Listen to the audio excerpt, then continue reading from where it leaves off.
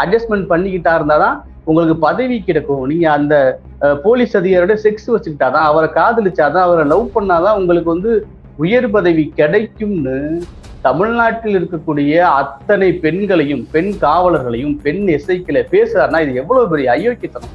அழக பார்த்த காதல் வருது கண்டிப்பா இல்ல.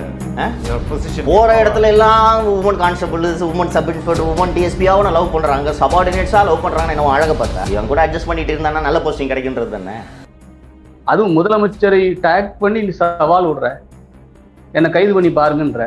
கைது பண்ணி பாருங்க, நான் சென்னையில இருக்க, கைது பண்ணி பாருங்கன்ட்டு என்ன வெங்காயத்துக்கு தேனிக்கு ஓடுனேன். ஏன் தேனிக்கு ஓடுற?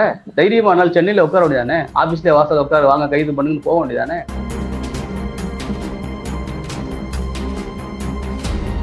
அந்த அருண் ஏடிஜிபியை பத்தி நம்ம விசாரிச்சு பார்த்தா ரொம்ப தங்கமான மனுஷங்க அப்படின்றாங்க.